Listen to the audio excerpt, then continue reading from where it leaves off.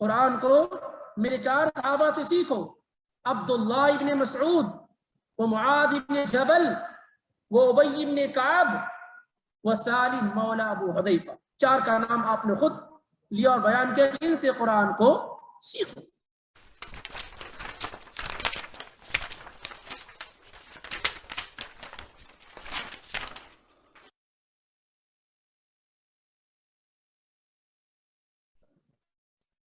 ہم اور آپ یہ اچھی طریقے سے جانتے ہیں کہ قرآن اللہ رب العالمین کی کتاب ہے، اللہ کا کلام ہے، اور اسے ویسے ہی سمجھنے کی کوشش کرنی ہے جو اللہ تعالیٰ کا مقصد ہے، اللہ تعالیٰ کی مراد ہے، اور جو اللہ رب العالمین چاہتا ہے۔ قرآن کا یہی میسج ہے، قرآن کا یہی پیغام ہے کہ آپ قرآن کو ویسے ہی سمجھیں اور سمجھنے کی کوشش کریں جو اللہ تعالیٰ کی مراد ہو، جو اللہ تعالیٰ کا مقصد ہو، اور اس کے لیے ہمیں اور آپ کو ان راستوں کی طرف دیکھنا ہوگا جس سے صحابہ کرام نے قرآن کو سمجھنے کی اور بعد کے لوگوں نے قرآن کو سمجھنے کی کوشش کی ہے۔ عام طور سے ہمارے پاس تفسیر کے الفاظ استعمال کیے جاتے ہیں، تفسیر کا لفظ استعمال کیا جاتا ہے۔ فسرا یفسر، و تفسیر کے معنی ہوتے ہیں واضح کرنے کے، کلیئر کرنے کے۔ کوئی چیز ایسی ہو جو ڈھکی ہوئی ہو، آپ اسے ہٹا دیں، لوگ سمجھ میں آ جائے، اسی کو تفسیر کہتے ہیں۔ تو کہا جاتا ہے کہ قرآن کی تفسیر بیان کرنا جو اللہ تعالیٰ کی مراد ہے، جو اللہ تعالیٰ کا مقصد ہے، اسی کو تفسیر کہا جاتا ہے۔ یعنی ان علوم کو سیکھنا، ان چیزوں کو جاننا جس کے ذریعے سے اللہ تعالیٰ کی کتاب کو سمجھنا ایزی اور آسان ہو جائے۔ یہ لفظ قرآن میں ایک جگہ استعمال بھی ہوا ہے، تفسیر کا لفظ، سورہ فرقان کی آیت نمبر 33 میں، کہ وَلَا يَأْتُونَكَ بِمَثَلٍ إِلَّا جِئْنَاكَ بِالْحَقِّ وَأَحْسَنَ تَفْسِيرًا، کہ وہ جو کچھ بھی آپ کے پاس لے کر آئیں گے ہم اس کی بہترین توضیح اور تفسیر بیان کرنے والے ہوں گے۔ تفسیر یعنی قرآن کی تفسیر کیسے کی جائے، یہ اس وقت کا سب سے اہم معاملہ ہے، کیونکہ تفاسیر یا قرآن کے دروس یہ سلسلہ تو بہت واضح انداز میں اس وقت چل رہا ہے، لیکن قرآن کی تفسیر کیسے کی جائے، کیا اس کا کوئی راستہ بیان کیا گیا ہے، یہ جاننا ہمارے اور آپ کے لیے نہایت ضروری ہے۔ دیکھیے، قرآن کی سب سے بہتر تفسیر طریقہ تفسیر القرآن بالقرآن، قرآن کی تفسیر قرآن سے کرنا، یہ سب سے بہترین طریقہ ہے، قرآن کی تفسیر قرآن سے کرنا۔ کیونکہ قرآن میں بہت ساری جگہ اللہ تعالیٰ نے کوئی بات بیان کی ہے اور پھر اللہ تعالیٰ نے ہی اس کی تفسیر بیان کی۔ جیسے ہم پڑھتے ہیں وَالسَّمَاءِ وَالطَّارِقِ وَمَا أَدْرَاكَ مَا الطَّارِقُ النَّجْمُ الثَّاقِبُ، خود تفسیر بیان کر دی، قسم ہے آسمان کی اور رات میں آنے والی کی، اور تمہیں معلوم کیا ہے کہ وہ رات میں کھڑکھڑانے والی کیا چیز ہے، آنے والی کیا چیز ہے۔ خود اللہ نے کہا النجم الثاقب، وہ چمکتا ہوا روشن ستارہ ہے۔ تو یہاں اللہ تعالیٰ نے الطارق کی تفسیر خود بیان کر دی کہ وہ کیا ہے، چمکتا ہوا ستارہ ہے۔ تو قرآن کی تفسیر قرآن سے ہو گئی۔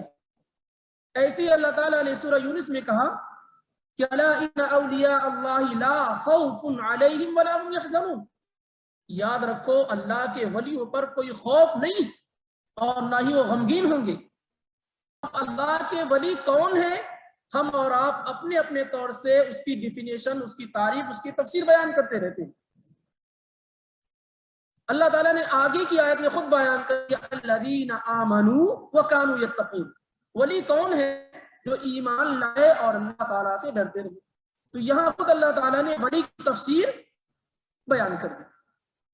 ایسے ہی کوئی واقعہ اللہ تعالیٰ نے ذکر کیا، کسی جگہ مختصر ذکر کیا، مثال کے طور پہ موسیٰ علیہ السلام کا واقعہ سورہ زاریات میں مختصر ذکر کیا، اس کی تفصیلات دوسری جگہ موجود ہیں۔ اس کی تفصیلات کیا ہے، سورہ طٰہٰ میں ذکر کر دی، سورہ قصص میں ذکر کر دی اور دوسری جگہوں پر۔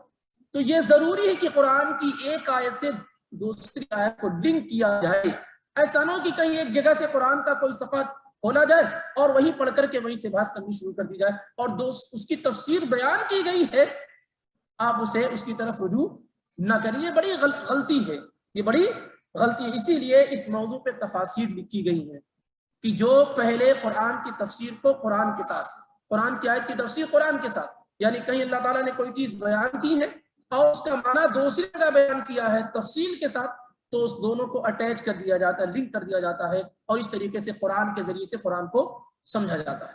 یہ سب سے اعلیٰ گریڈ ہے قرآن کو سمجھنے کا، کہ قرآن کی تفسیر قرآن کی دوسری آیات سے کی جائے اگر وہ موجود ہے۔ اب اگر مثال کے طور پر موجود نہیں ہے تو دوسرا بہتر طریقہ کیا ہے؟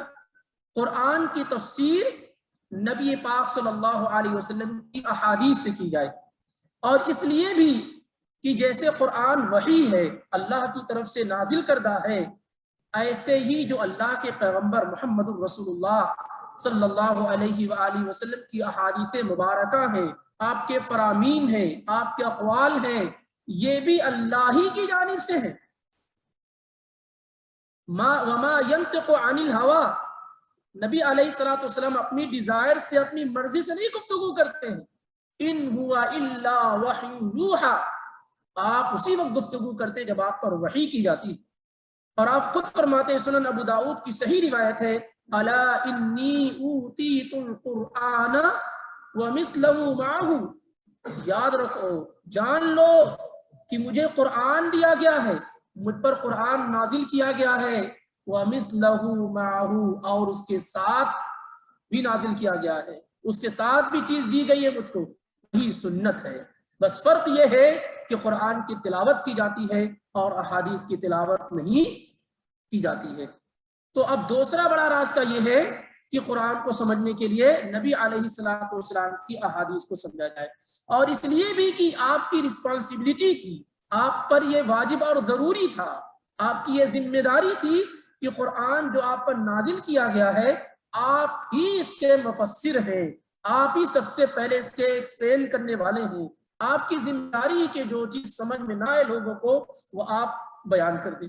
اللہ تعالیٰ نے سورہ نحل کے اندر کہا، آیت نمبر 44 کے اندر، وَأَنزَلْنَا إِلَيْكَ الذِّكْرَ لِتُبَيِّنَ لِلنَّاسِ مَا نُزِّلَ إِلَيْهِمْ، ہم نے آپ پر ذکر کو، قرآن کو نازل کیا ہے تاکہ آپ لوگوں کے لیے ایکسپلین کر دیں، آپ لوگوں کے لیے بیان کر دیں کیا کچھ ان کی طرف نازل کیا گیا ہے۔ ایسے قرآن میں کئی جگہ اللہ تعالیٰ نے کہا کہ ہم نے قرآن پر آپ پر نازل کیا لِتَحْكُمَ بَيْنَ النَّاسِ، تاکہ قرآن کے ذریعے سے آپ لوگوں میں جج کریں، آپ لوگوں میں فیصلہ کریں۔ اور اسی وجہ سے جب کوئی آیت اللہ کے نبی صلی اللہ علیہ وسلم کے صحابہ کو سمجھ میں نہیں آتی تو وہ اللہ کے رسول صلی اللہ علیہ وسلم کے پاس آتے۔ مثال کے طور پر سورہ انعام کی آیت نمبر 82 جب نازل ہوئی، الذین آمنوا ولم يلبسوا ایمانهم بظلم اولئک لهم الامن وهم مہتدون، کہ جو لوگ ایمان لائے اور ایمان کے ساتھ ظلم کو مرج نہیں کیا، ظلم کو ملایا نہیں، ایسے ہی لوگوں کے لیے امن ہے اور ایسے ہی لوگ ہدایت پہ۔ عبداللہ ابن مسعود رضی اللہ تعالیٰ عنہ کہتے ہیں، بخاری مسلم کی روایت ہے، شک ذلك على اصحاب رسول اللہ صلی اللہ علیہ وسلم وقالوا اینا لم يلبس ایمانہ بظلم، جب یہ آیت نازل ہوئی تو صحابہ پر بہت بھاری گزری، اور وہ اللہ کے نبی علیہ الصلوۃ والسلام کے پاس آئے اور کہنے لگے، اللہ کے پیغمبر، ہم میں سے کون ہے جس نے اپنے ایمان کو ظلم کے ساتھ نہ ملایا؟ کون ہے جس نے ظلم نہ کیا؟ اور یہاں قرآن کہتا ہے کہ امن والے وہ ہیں، ہدایت والے وہ ہیں جنہوں نے ایمان کے ساتھ ظلم کو نہ ملایا۔ وَأَيُّنَا لَمْ يَظْلِمْ إِيمَانَهُ وَأَيُّنَا لَمْ يَلْبِسْ إِيمَانَهُ بِظُلْمٍ، ہم میں سے کون ہے جس نے ایمان کے ساتھ ظلم نہ کیا ہو؟ تو اللہ کے نبی علیہ الصلوۃ والسلام نے کہا، إِنَّهُ لَيْسَ بِذَاكَ، معاملہ ویسا نہیں ہے جیسا تم سمجھ رہے ہو۔ أَلَا تَسْمَعُ قَوْلَ، کیا تم لقمان کا یہ قول نہیں سنتے ہو جو انہوں نے اپنے بیٹے سے کہا تھا، یا بنیا لا تشرک باللہ ان الشرک لظلم عظیم، اے میرے بیٹے شرک نہیں کرنا اللہ کے ساتھ، یقیناً شرک سب سے بڑا ظلم ہے، سب سے بڑا ظلم ہے۔ تو یہاں پر جو ظلم سورہ انعام میں بیان کیا گیا ہے وہ ظلم نہیں ہے جو ہمارے درمیان موجود ہے، بلکہ اس ظلم کا اصل معنی کیا ہے؟ شرک ہے، جسے اللہ تعالیٰ نے بیان کیا دوسری جگہ۔ کیونکہ ظلم کا مطلب کیا ہوتا ہے؟ ظلم کا مطلب ہوتا ہے وہ فی غیر محلہ، کسی چیز کو اس کی اصل جگہ سے ہٹا کر کے دوسری جگہ آپ رکھ دیتے ہیں، اسی کو ظلم کہتے ہیں۔ جیسے یہ مصلی رکھنے کی جگہ مصلی، اب یہاں آپ لا کر کے چپل رکھ دیں تو کہیں گے آپ کے ساتھ ظلم کر رہے ہیں۔ اور شرک میں ہوتا کیا ہے کہ جو اختیارات اللہ کے ہوتے ہیں، جو صفات اللہ کی ہوتی ہیں، بندہ اللہ کی ان صفات کو دوسروں کو دے دیتا ہے، اسی لیے اس سے بڑا کوئی ظلم نہیں ہے، اس لیے اس سے بڑا کوئی ظلم نہیں۔ اور قرآن بار بار بیان کرتا ہے شرک کو ظلم کے ساتھ، جیسے اللہ تعالیٰ نے کہا وَمَن يُشْرِكْ بِاللَّهِ فَقَدْ حَرَّمَ اللَّهُ عَلَيْهِ الْجَنَّةَ وَمَأْوَاهُ النَّارُ وَمَا لِلظَّالِمِينَ مِنْ أَنصَارٍ۔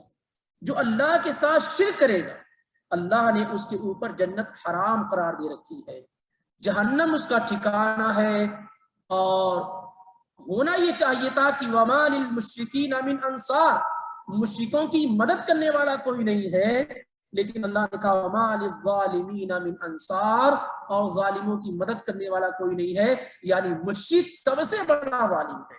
اسی لیے اللہ تعالیٰ جگہ جگہ قرآن میں کیا ہے؟ مشرک کو ظالم کہتا ہے، کیونکہ سب سے بڑا ظلم اس میں زمین کا وہ ہے اللہ کے حق کو کسی اور کو دے دینا، کیونکہ جو اللہ کا حق ہے وہ کسی اور کے اندر پایا ہی نہیں جا سکتا۔ ایک آدمی مینیجر کی پوسٹ کسی اور کو دے دے اس کے ساتھ ظلم ہے، رینج میں وہ تھا، لائن میں وہ تھا، سب بندی وہ تھا، اب اس کی وہ پوسٹ کسی اور کو دے دی جائے، کسی اور، تو یہ ہو جائے گا کہ وہ جگہ کور کر سکتا ہے، چھوٹا ظلم ہے۔ لیکن جو اللہ کی صفات ہیں، جو اللہ کے حقوق ہیں، وہ بندوں کو دے دیے جائے تو یہ سب سے بڑا ظلم ہے، کیونکہ بندہ وہ کر ہی نہیں سکتا ہے۔ تو اس طریقے سے اللہ کے نبی علیہ السلام کیا ہے؟ خود تفسیر بیان کر دیتے ہیں قرآن کے اندر، قرآن کی کیا، اس آیت کی تفسیر کیا۔ اسی طریقے سے آپ دیکھیں قرآن میں ایک آیت ہے سورہ حجر کی آیت نمبر 87 ہے، اللہ تعالیٰ نے کہا وَلَقَدْ آتَيْنَاكَ سَبْعًا مِّنَ الْمَثَانِي وَالْقُرْآنِ الْعَظِيمِ، اے اللہ کے پیغمبر ہم نے آپ کو 7 بار بار ریپیٹ کی جانے والی آیت، سورہ اور قرآن عظیم دیا ہے۔ اب یہ 7 ریپیٹ کرنے والی سورہ کون سی ہے؟ قرآن عظیم کون سا ہے؟ کسے قرآن عظیم کہا گیا ہے جب آپ کو قرآن عظیم دیا گیا ہے؟ اب آپ صلی اللہ علیہ وسلم خود اس آیت کی تفسیر بیان کرتے ہیں۔ ابو سعید بن معلّہ رضی اللہ تعالیٰ عنہ کی روایت بخاری اور مسلم میں کہ آپ فرماتے ہیں کہ میں تمہیں ایک عظیم سورہ سناؤں گا، بتاؤں گا مسجد میں نکلنے سے پہلے، مسجد سے نکلنے سے پہلے پھر اللہ کے نبی علیہ الصلوۃ والسلام نے انہیں بتایا کہ الحمدللہ رب العالمین السبع المثانی والقرآن العظیم الذی اوتیتہ، سن لو الحمدللہ رب العالمین، سورۃ الفاتحہ ہی سبع المثانی ہے اور یہی قرآن عظیم بھی ہے، یعنی سورۃ الفاتحہ ہی کا نام سبع المثانی ہے، سورۃ الفاتحہ ہی کو سبع المثانی کہا گیا ہے، اسی کو قرآن عظیم کہا گیا۔ اس طریقے سے اللہ کے نبی علیہ الصلوۃ والسلام نے خود تفسیر بیان کر دی۔ ایسے کئی مثالیں کیا موجود ہیں۔ تو قرآن کی تفسیر سب سے پہلے قرآن کے ذریعے سے، پھر قرآن کی تفسیر نبی علیہ الصلوۃ والسلام کی احادیث کے ذریعے سے، اور پھر اسی طریقے سے قرآن کی تفسیر تیسرے نمبر پہ صحابہ کرام کے اقوال کے ذریعے سے۔ اگر ہم قرآن کی تفسیر قرآن میں نہ پائیں، قرآن کی تفسیر احادیث میں نہ پائیں، تو پھر کیا کریں گے؟ قرآن کی تفسیر کو، اس کے معنی اور مفہوم کو صحابہ سے سمجھنے کی کوشش کریں گے۔ کیوں؟ پہلی چیز یہ کہ انہی کی زبان میں قرآن نازل کیا گیا، انہوں نے قرآن کو نازل ہوتے ہوئے دیکھا، سنا، وہ اللہ کے نبی علیہ الصلوۃ والسلام کے ساتھ رہے، عربی زبان کے جاننے والے تھے، اس دنیا میں سب سے زیادہ علم رکھنے والے، تقوی رکھنے والے وہ لوگ تھے۔ تو اس وجہ سے قرآن کو سمجھنے کے لیے ہم اور آپ کیا ہے؟ ان کا سہارا لیں گے۔ اور یہ خود اللہ کے نبی علیہ الصلوۃ والسلام کے فرامین سے ثابت ہے، جیسے صحیح بخاری اور مسلم کی روایت عبداللہ ابن مسعود رضی اللہ تعالی عنہ سے آپ فرماتے ہیں خذ القرآن من 4، قرآن کو لو، قرآن کو سیکھو میرے 4 صحابہ، قرآن کو میرے 4 صحابہ سے سیکھو، عبداللہ ابن مسعود، وہ معاذ ابن جبل، وہ ابی ابن کعب، وہ سالم مولا ابو حذیفہ. 4 کا نام آپ نے خود لیا اور بیان کیا کہ ان سے قرآن کو سیکھو. اسی طریقے سے ابی ابن کعب رضی اللہ تعالیٰ عنہ کے متعلق صحیح بخاری کی روایت ہے کہ اللہ کے نبی علیہ الصلوۃ والسلام نے، دیکھیے کس طریقے سے مضبوطی آ جائے قرآن کے اندر. اللہ کے نبی علیہ الصلوۃ والسلام ابی ابن کعب کے پاس گئے اور کہا کہ اللہ تعالیٰ نے مجھے حکم دیا ہے کہ میں تم پر قرآن پڑھوں. ان اللہ امرنی، اللہ تعالیٰ نے مجھے حکم دیا ہے کہ میں تم پر قرآن پڑھوں، تم میرا قرآن سنو. لم يكن الذين كفروا من اهل الكتاب والمشركين منفكين حتى تاتيهم البينه. یہ سورہ پڑھنے کا حکم دیا ہے اللہ تعالیٰ نے مجھے. تو ابی ابن کعب نے کہا اللہ امرنی، کیا اللہ تعالیٰ نے اللہ امرک بہذا، کیا اللہ تعالیٰ نے آپ کو یہ حکم دیا ہے؟ اللہ سمانی، کیا اللہ تعالیٰ نے میرا نام لے کر کے کہا کہ تم ابی ابن کعب کو قرآن سناؤ؟ اللہ سمانی، اللہ نے میرا نام لیا ہے. کہاں اللہ تعالیٰ نے تمہارا نام لیا ہے؟ اللہ تعالیٰ نے تمہارا نام. فرتے محبت سے، خوشی سے آنسو چھلک آئے. اس طریقے سے اللہ کے نبی علیہ الصلوۃ والسلام نے کیا ہے، انہیں قرآن پڑھ کر کے سنایا. تو اب قرآن کی تفسیر صحابہ کے اقوال سے کی جائے، کیونکہ کئی صحابہ جو اس میں بالکل ممتاز ہیں. اللہ کے نبی علیہ الصلوۃ والسلام نے عبداللہ ابن عباس کے لیے دعا فرمائی، اللہم علمہ القرآن وفقہہ فی الدین، اے اللہ اسے قرآن کا علم دے، قرآن سکھلا. اور بعض روایت میں علمہ التاویل، تفسیر کا علم دے دے. تو اللہ کے نبی علیہ الصلوۃ والسلام نے گویا کہ ایک طریقے سے ہمیں بتا دیا کہ کس سے قرآن کو سیکھنا چاہیے. اب اس میں دیکھیں گے آپ تو کئی صحابہ وہ ہیں جو قرآن کی تفاسیر بیان کرنے میں ماہر ہیں. سارے صحابہ ایک جیسے نہیں. ان میں خلفائے اربعہ ابو بکر صدیق، عمر الفاروق، عثمان بن عفان، علی بن ابی طالب، عبداللہ بن مسعود، عبداللہ بن عباس، عائشہ بنت ابی بکر، اور ابی بن کعب، ابو موسیٰ اشعری، ابو ہریرہ، انس بن مالک، عبداللہ بن عمرو بن عاص، عبداللہ بن عمر. یہ وہ صحابہ کی تفاسیر مروی ہیں یا بیان کی جاتی ہیں. لیکن ان میں 3 صحابہ وہ ہیں کہ اگر آپ کتابوں میں تلاش کریں گے ان کے اقوال تو سب سے زیادہ پائیں گے. ان میں عبداللہ بن عباس، عبداللہ بن مسعود اور علی ابن ابی طالب رضی اللہ تعالیٰ عنہ.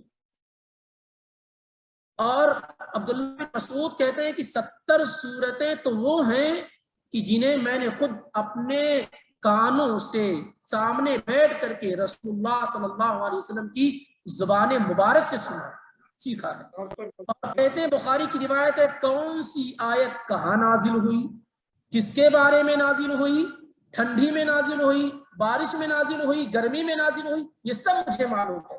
اور اگر مجھے معلوم ہو جائے کہ کوئی مجھ سے بھی زیادہ اس بارے میں علم رکھنے والا ہے تو میں کجاوے پہ سوار ہوں گا، سواری پہ سوار ہو کر اس کے پاس جا کے علم سیکھوں. میں بات کر رہے تو یہ اور اس طریقے سے صحابہ کا معاملہ قرآن کے ساتھ رہا ہے. تو اس لیے اس کے بعد جو درجہ آتا ہے نبی علیہ الصلوۃ والسلام کی احادیث کے بعد، وہ ہے صحابہ سے تفسیر کا علم سیکھنا، کہ دیکھا جائے کہ اس آیت کی کیا تفسیر کی صحابی نے بیان کی.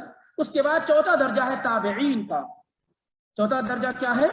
تابعین کا، کہ اگر کوئی تفسیر ہمیں قرآن میں نہ ملے، احادیث میں نہ ملے، صحابہ کے اقوال میں نہ ملے، تو ہم تابعین کی طرف رجوع کریں گے، تابعین کو دیکھیں گے، کیونکہ ان لوگوں نے ڈائریکٹ صحابہ اکرام رضوان اللہ علیہم اجمعین سے علم حاصل کیا ہے.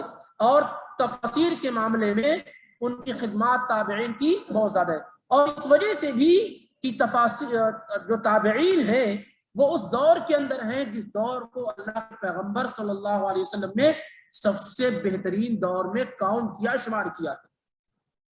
تابعین کا زمانہ کون سا زمانہ ہے؟ وہ زمانہ ہے جس پیغمبر صلی اللہ علیہ وآلہ وسلم نے سب سے بہترین زمانہ قرار دیا. ان میں سے تابعین کا بھی زمانہ ہے. اور اس وجہ سے بھی کہ جو بڑے بڑے صحابہ جو تعلیم میں ماہر تھے، جیسے عبداللہ بن عباس، عبداللہ بن مسعود اور ابی بن کعب. ابی بن کعب مدینے کے اندر ہوتے ہیں، عبداللہ ابن عباس مکہ کے اندر ہوتے ہیں، عبداللہ بن مسعود کوفہ کے اندر ہوتے ہیں، تو ان سے قرآن کی تفسیر سیکھنے والوں کی ایک بڑی تعداد ہے۔ اب آپ مثال کے طور پہ دیکھیں، عبداللہ بن عباس یہ قرآن کے سب سے بڑے مفسر ہیں، اتنے بڑے مفسر کہ عبداللہ بن مسعود جن کی وفات 32 ہجری میں ہوئی ہے، 32 ہجری میں، وہ اپنی زندگی میں عبداللہ ابن عباس کو کہتے تھے نعمت الجمان القرآن عبداللہ ابن عباس، قرآن کی کتنی بہترین تفسیر بیان کرنے والے عبداللہ بن عباس ہیں۔ اور اس کے بعد کتنے سالوں تک زندہ رہے؟ 68 میں جا کر کے عبداللہ ابن عباس کی وفات ہوئی۔ سوچئے، یعنی جوانی کے عالم میں ان کو کہا تھا کتنی بہترین تفسیر بیان کرنے والے ہیں، تو اتنا زندہ رہے وہ، تو علم کے اندر کتنی پختگی آئی ہوگی۔ تو عبداللہ بن عباس رضی اللہ تعالیٰ عنہ صحابہ میں تفسیر بیان کرنے میں بالکل ممتاز اور ماہر ہیں، حتیٰ کہ ایک مرتبہ انہوں نے سورہ بقرہ کی تفسیر بیان کی تو لوگوں نے کہا کہ اگر یہ روم اور ایران کے لوگ بھی سن لیتے تو مسلمان ہو جاتے، یعنی وہ انداز تھا۔ خوارج سے ڈیبیٹ کرنے کے لیے گئے جب علی رضی اللہ تعالیٰ عنہ نے بھیجا تو وہ انداز بیان کیا کہ بہت سارے لوگ خارجیت سے پھر سے اسلام کی طرف داخل ہو گئے اور اپنے غلط عقیدے سے توبہ کر لیا۔ یہ شاگردوں میں عبداللہ بن عباس سے جن لوگوں نے تفسیر کا علم حاصل کیا ان میں مجاہد بن جبر المخزومی المکی یہ بڑے عالم ہیں۔ اسی طریقے سے ان سے علم سیکھنے والوں میں اکرمہ ہیں، اور اسی طریقے سے عطا ابن ابی رباح ہیں، طاؤس بن قیسان ہیں، یہ لوگ بڑے معروف ہیں جنہوں نے عبداللہ ابن عباس سے مکہ کے اندر تفسیر کا علم حاصل کیا۔ اسی طرح سعید بن جبیر اور مجاہد کے بارے میں یہ ہے، امام مجاہد کہتے ہیں عرضت المصحف علی ابن عباس 3 عرضات، میں نے پورا قرآن کی تفسیر 3 مرتبہ عبداللہ ابن عباس کے سامنے پیش کی۔ اوقفہ عند کل آیہ، ہر آیت میں ٹھہرا کر کے ان سے پوچھتا کہ اس کی جو تفسیر میں نے لکھی ہے یہ صحیح ہے کہ نہیں صحیح۔ مجاہد بن جبر المخزومی 102 ہجری میں وفات ہوئی، تو کہتے ہیں کہ میں نے پورے قرآن کی تفسیر کس میں پیش کی؟ ابن عباس پر، اور ہر آیت پر میں ان کو ٹھہرا اور پوچھتا کہ تفسیر صحیح ہے کہ نہیں۔ اسی لیے امام بخاری، امام احمد بن حنبل، امام شافعی تفاسیر میں بہت زیادہ اعتماد امام مجاہد کی طرف کرتے ہیں، اور امام سفیان الثوری کہتے ہیں اذا جاءک التفسیر عن مجاہد فحسبک بہ، جب قرآن کی کسی آیت کی تفسیر امام مجاہد بیان کرتے ہیں تو کافی ہے تمہارے لیے۔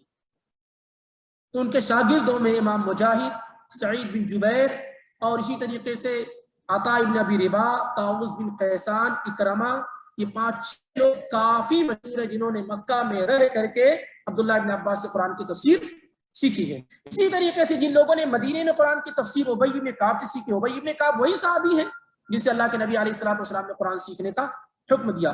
تو ان میں آپ دیکھیں گے کہ زید بن اسلم، محمد بن کعب القرظی، یہ کافی مشہور ہیں جنہوں نے ابی بن کعب رضی اللہ تعالی عنہ سے تفسیر کا علم حاصل کیا ہے۔ عبداللہ بن مسعود سے تفسیر سیکھنے والے لوگوں میں قتادہ ہیں، شعبی ہیں، مسروق ہیں، یہ لوگ بڑے مشہور ہیں جنہوں نے تفسیر عبداللہ بن مسعود رضی اللہ تعالی عنہ سے سیکھی۔ تو اس طریقے سے ایک پوری چین ہے قرآن کو سمجھنے کے لیے، اس لیے جائز نہیں ہے انسان کا اس وقت کہ وہ قرآن لے اور اپنی مرضی کے مطابق قرآن کی تفسیر کرنا شروع کر دے۔ میرا خیال یہ ہے کہ یہ آیت فلاں کے بارے میں ہے، میرا خیال یہ ہے کہ یہ آیت فلاں جگہ ہے، ایسا مناسب نہیں ہے، کیونکہ آلریڈی قرآن کی تفاسیر کیا ہے کی جا چکی۔ اب اگر ان میں سے ایک اور ایز اے سپورٹنگ ڈاکومنٹس کہہ سکتے ہیں، وہ یہ ہے کہ عربی زبان، قرآن عربی زبان میں نازل ہوا ہے، اس وجہ سے قرآن کو سمجھنے کے لیے عربی زبان کا بھی بہت بڑا کردار ہے کہ اگر کوئی لفظ ذکر کیا گیا ہے تو یہ دیکھا جائے گا کہ اس کا عربی میں کیا معنی اور مفہوم ہے۔ تو آپ سمجھ سکتے ہیں کہ 5 طریقے ہیں قرآن کو سمجھنے کے لیے۔ قرآن کو سمجھنا قرآن کے ذریعے سے، قرآن کو سمجھنا احادیث کے ذریعے سے، قرآن کو سمجھنا صحابہ کے اقوال کے ذریعے سے، قرآن کو سمجھنا تابعین کے اقوال کے ذریعے سے، قرآن کو سمجھنا عربی زبان کے ذریعے سے۔ یہ چیزیں بہت بنیادی ہیں قرآن سمجھنے میں، اسی لیے آپ ان کتابوں کی طرف رجوع کریں جو کتابیں سلف کے منہج کے مطابق اور ان طریقوں کے مطابق لکھی گئی. جیسے بڑی مشہور اور معروف کتاب ہے تفسیر ابن جریر الطبری، اب تو اس کا انگلش ایڈیشن بھی آ گیا ہے. یہ سب سے جامع اور سب سے مفصل کتاب ہے قرآن کی تفسیر پہ. اس سے 310 ہجری میں ان کی وفات ہوئی. امام ابو جعفر محمد بن جریر الطبری، امام جعفر محمد بن جریر الطبری رحمۃ اللہ علیہ، انہوں نے تفسیر کے موضوع پر جامع البیان فی تاویل انواع القرآن کے نام سے لکھی یہ کتاب، اور تفسیر طبری کے نام سے مشہور اور معروف ہے. اور یہ قرآن کی سب سے پہلی، سب سے مفصل اور ڈیٹیل میں لکھی جانے والی تفسیر ہے. آپ جو تفسیر ابن کثیر دیکھتے ہیں نا، یہ اسی کا سمرائز ہے، یہ اسی کا کیا ہے؟ سمرائز ہے. اور آپ دیکھیں گے تفسیر ابن کثیر پڑھتے ہوئے کہ آپ پائیں گے کہ امام ابن جریر طبری نے اسی قول کو اختیار کیا ہے، اسی بات کو راجح قرار دیا ہے. تو تفسیر ابن کثیر جو ہے یہ در حقیقت تفسیر ابن جریر الطبری کا کیا ہے؟ خلاصہ ہے. بہرحال تو یہ 310 ہجری میں ان کی وفات ہوئی، اور تاریخ کے موضوع پہ بھی ان کی کتاب بڑی مشہور ہے، تاریخ الامم والملوک. تاریخ کے بھی وہ امام ہے، تفسیر کے بھی وہ امام ہے. تاریخ جتنی کتاب کی گئی ہیں وہ سب اسی تاریخ الامم والملوک سے لی گئی. تفسیر میں جتنی بھی کتابیں بعد میں لکھی گئی ہیں وہ سب کی سب تفسیر ابن جریر الطبری سے لی گئی ہیں، اور اس کو سند کے ساتھ وہ ذکر کرتے ہیں. یعنی کوئی بھی قول ذکر کرتے ہیں کہ شاید کا یہ معنی ہے تو کہتے ہیں کہ مجھ سے فلاں نے بیان کیا، مجھ سے فلاں نے بیان کیا، مجھ سے فلاں نے بیان کیا، اور اس طریقے سے وہ پوری سند وہاں تک کیا ہے؟ چین پہنچتی ہے. تو تفسیر میں ایک بہترین کتاب ہمارے درمیان جو ہے وہ تفسیر ابن جریر الطبری ہے، تفسیر ابن کثیر ہے، ابن ابی حاتم کی تفسیر ہے. یہ وہ تفاسیر ہے جس کو تفسیر بالماثور کہتے ہیں. یعنی تفسیر بالماثور کا مطلب کہ وہ تفاسیر جو قرآن کے ذریعے سے کی گئی ہوں، احادیث کے ذریعے سے کی گئی ہوں، صحابہ اور تابعین کے اقوال کے ذریعے سے کی گئی ہوں، ان کو تفسیر بالماثور کہتے ہیں. اور یہ سب سے عمدہ اور بہترین تفسیر ہوتی ہے جس میں مفسر اپنی بات ذکر نہیں کرتا ہے. جس میں مفسر کیا کرتا ہے؟ اپنی بات ذکر نہیں کرتا ہے، بلکہ قرآن کو قرآن کے ذریعے سے، احادیث کے ذریعے سے، صحابہ کے اقوال کے ذریعے سے، تابعین کے اقوال کے ذریعے سے کلیئر اور واضح کرنے کی کوشش کرتا ہے. تو اس موضوع پہ جو کتابیں مشہور ہیں آپ کے درمیان تفسیر ابن جریر الطبری ہے، تفسیر ابن کثیر ہے، تفسیر ابن ابی حاتم ہے، اسی طریقے سے الدر المنصور جلال الدین سیوطی رحمہ اللہ کی ہے، اضواء البیان امین شنقیطی رحمہ اللہ کی ہے. اردو زبان میں تفسیر بالماثور اگر کہا جائے تو بہت ہی کم ہے، الا یہ کہ اگر آپ احسن البیان جو بالکل مختصر ابھی چھپ رہی ہے یہاں سے، اس کو آپ کہہ سکتے ہیں کسی معنی میں، لیکن وہ بہت مختصر ہے. بہرحال اور اس کے علاوہ بہت ساری تفاسیر ہیں جو رائے کے ذریعے سے، اوپینین کے ذریعے سے لکھی گئی ہیں، لیکن وہ اوپینین تفسیر بالرائے المحمود ہے اور بالرائے المذموم ہے. المحمود کا مطلب یہ ہے کہ آدمی قرآن و سنت پڑھنے کے بعد، صحابہ کے اقوال پڑھنے کے بعد اس کو اپنی زبان میں بیان کر دے، بجائے یہ کہ کوٹ کرے اس کو، اس کا خلاصہ اپنی زبان میں بیان کر دے. یہ کسی حد تک کیا ہے؟ معقول ہے. جیسے تفسیر القرطبی رحمہ اللہ کی، امام قرطبی کی تفسیر القرطبی ہے، بہت مشہور ہے، جس میں ساری چیزوں کو شامل کیا گیا. اور دوسری یہ ہے تفسیر بالرائے المذموم. اس میں کیا ہوتا ہے کہ مفسر جو ہے اپنی جانب سے چیزیں بیان کرتا رہتا ہے، یعنی جو کچھ اس کو سمجھ میں آتا ہے اسے وہ بیان کرتا رہتا ہے، اور قرآن کا، احادیث کا، صحابہ کے اقوال اور تابعین کے اقوال کا کم سے کم سہارا یا بالکل نہ ہی لیتا ہے. عام طور سے اردو زبان میں جو تفاسیر لکھی گئی ہیں ان میں اکثریت ایسی ہی تفاسیر کی ہے جو خاص آئیڈیالوجی پہ لکھی گئی. جیسے کسی کا خاص مسلک ہے تو جب قرآن کی تفسیر کرنے کے لیے مفسر بیٹھا تو اس نے اپنے مسلک کو فروغ دیا، اور اس طریقے سے کتاب کیا ہے؟ تفاسیر لکھی گئی. خاص طور سے بر صغیر میں یہ کتابیں بہت زیادہ ہیں، اس لیے بہت ساری تفاسیر وہ ہیں. ترجمے میں تو بہت زیادہ مسئلہ نہیں ہے، لیکن جب تفاسیر آتی ہیں تو اس میں اس طرح کی چیزیں شامل کی گئی. اب آئیے دیکھیں، کیونکہ ہم میں سے اکثر کی زبان عربی نہیں ہے، ہم قرآن کو کیسے سمجھیں؟ آسان راستہ جو ہمارے پاس عربی کو سیکھنے سے رہے، یا بہت کم اس پہ توجہ، تو اب ان کے پاس ترجمہ کا آپشن ہے، وہ بھی اگر اللہ تعالیٰ توفیق دے تو ترجمے کا آپشن وہ کسی بھی زبان میں ہو سکتا ہے. ترجمہ قرآن کے ترجمے کے متعلق دو طرح کا ترجمہ کیا جاتا ہے. ایک ترجمہ لفظی ترجمہ ورڈ ٹو ورڈ جس کو آپ کہتے ہیں، جو بہت زیادہ فیمس ہو رہا ہے، اور یہ خطرناک چیز ہے ورڈ ٹو ورڈ قرآن کا ترجمہ کرنا. یہ کیا ہے؟ خطرناک کی، بلکہ بہت سارے علماء کی رائے کی ورڈ ٹو ورڈ قرآن کا ترجمہ کرنا حرام.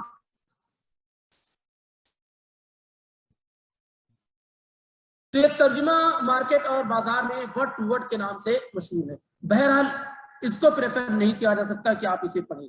البتہ وہ ترجمہ جو تفسیر کو شامل کرتے ہوئے کیا گیا ہو، یعنی جو قرآن کے مراد کو شامل کرتے ہوئے کیا گیا ہو، تو آدمی کیا اس طرح کے ترجمے سے فائدہ اٹھا سکتا ہے، اور پھر اس کی تفسیر بھی اگر موجود ہو تو زیادہ بہتر ہے.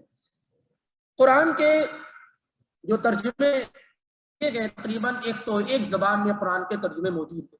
اس سے زیادہ اور کم بھی ہو سکتے ہیں کہ ایک انداز مورخین کا کہ 101 زبان میں قرآن کے ترجمے کیے گئے. صرف اردو زبان میں اگر دیکھا جائے تو 240 سے زیادہ قرآن کی تفاسیر اور ترجمے موجود ہیں.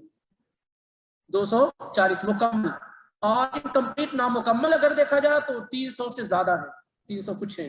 اور سب سے پہلا قرآن کا ترجمہ، قرآن نہیں پورا، سورۃ الفاتحہ کا سب سے پہلے ترجمہ کیا، جیسا کہ تاریخ کی کتابوں سے معلوم ہوتا ہے، سلمان الفارسی رضی اللہ تعالی عنہ نے سب سے پہلے سورۃ الفاتحہ کا ترجمہ فارسی زبان میں کیا، اسے ایران وغیرہ روانہ کیا.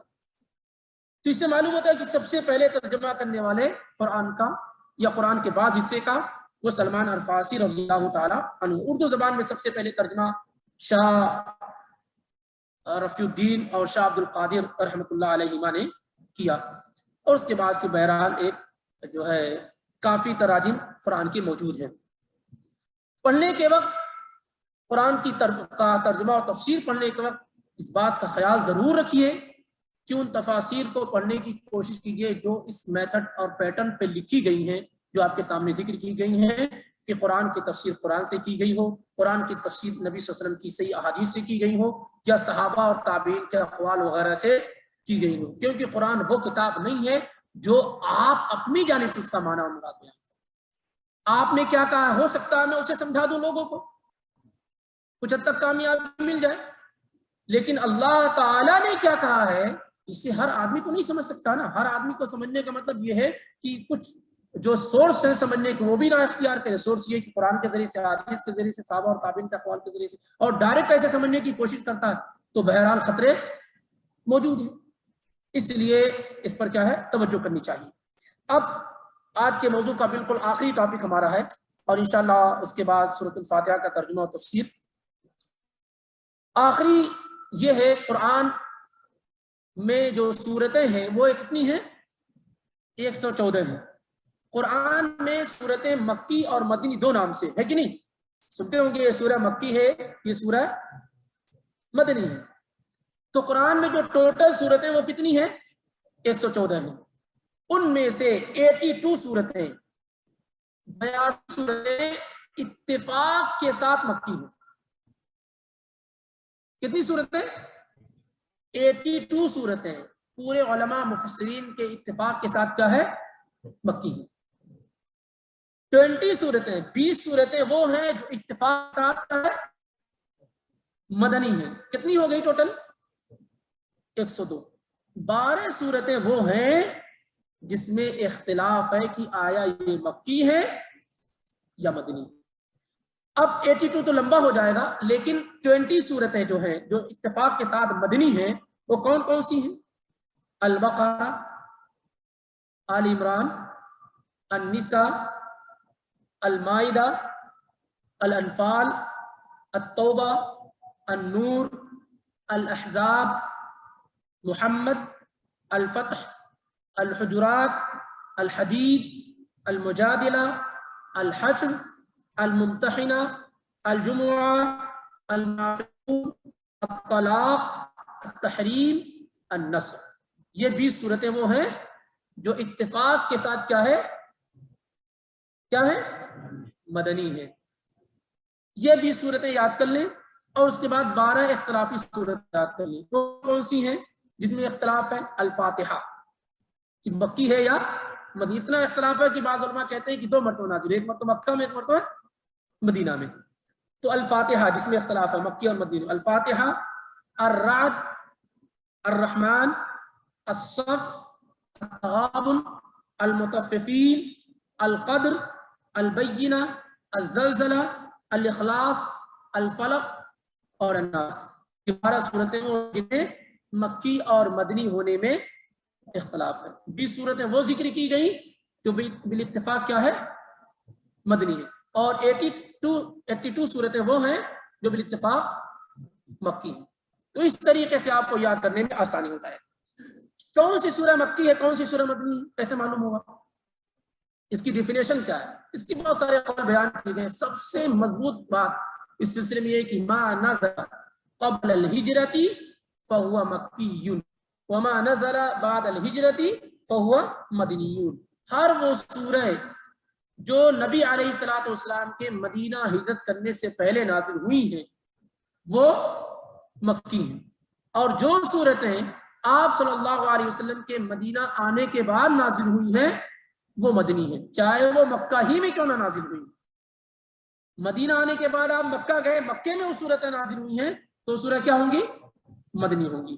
یہ ایک چیز. اب پہچان کیا ہے مکی اور مدنی صورتوں میں؟ اصل مکی اور مدنی صورتوں کے ٹاپکس، عناوین اور موضوع بالکل الگ الگ ہیں. مکی صورتوں میں خطاب کفار کو ہوتا ہے، مشرکین کو ہے. اس وجہ سے مکی صورتوں میں آپ پائیں گے کہ ان میں جنت کا بیان، جہنم کا بیان، قیامت کا ذکر اور شرک کا بیان، پرانے انبیاء کے واقعات اور قصص، مرنے کے بعد دوبارہ اٹھایا جانا، اس طرح کی چیزیں مکی صورتوں میں ذکر کی جاتی ہیں.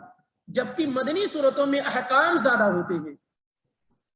نماز کا بیان، روزوں کا بیان، زکوٰۃ کا بیان، حج کا بیان، طلاق کا بیان، نکاح کا بیان، شراب کی حرمت کا بیان، نکاح مطاع کے حرام ہونے کا، اس طرح کی چیزیں کیا ہے؟ پردے کے احکام. یہ احکام کی جو چیزیں ہیں وہ مدنی صورتوں میں بیان. اس مثال کے طور پر ایک آدمی یہ جاننا چاہتا ہے کہ مجھے سود کے بارے میں معلومات لینی ہے تو 82 میں نہیں جائے گا.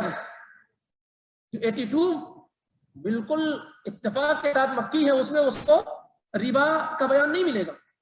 کہاں ملے گا؟ اسے مدنی صورتوں ملے گا. وہ چاہتا ہے کہ طلاق کے موضوع کو دیکھے، خلا کے موضوع کو دیکھے تو کہاں دیکھنا ہوگا؟ اسے مدنی صورتوں میں دیکھنا ہوگا.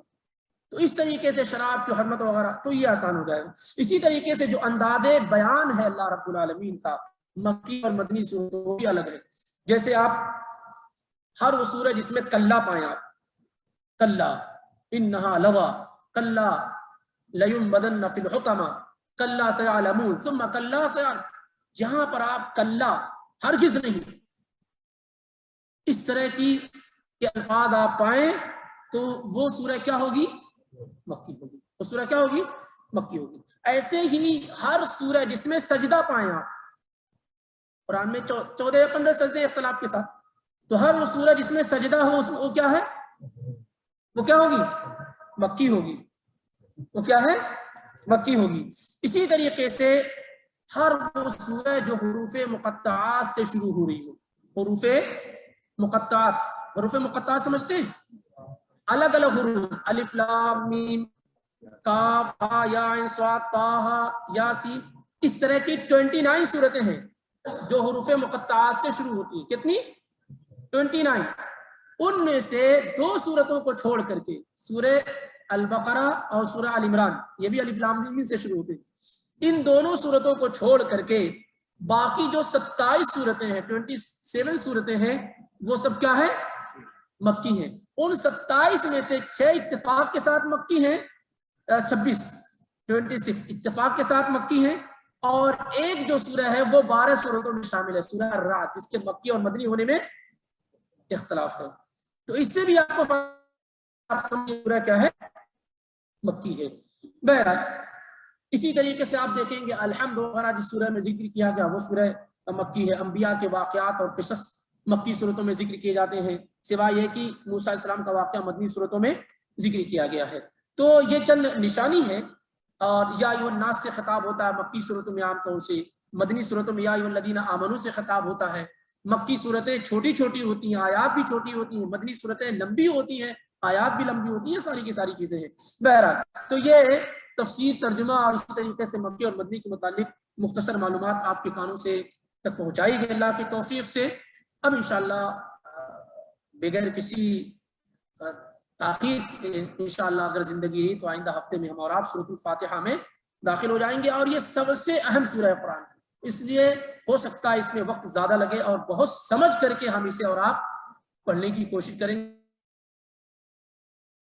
رہتا ہے، اور ہر نماز کی ہر رکعت میں پڑھنا ہوتا ہے۔ آج کا یہ درس الحمدللہ اللہ کی توفیق سے قرآن کا جو درس ہے مکمل ہوا۔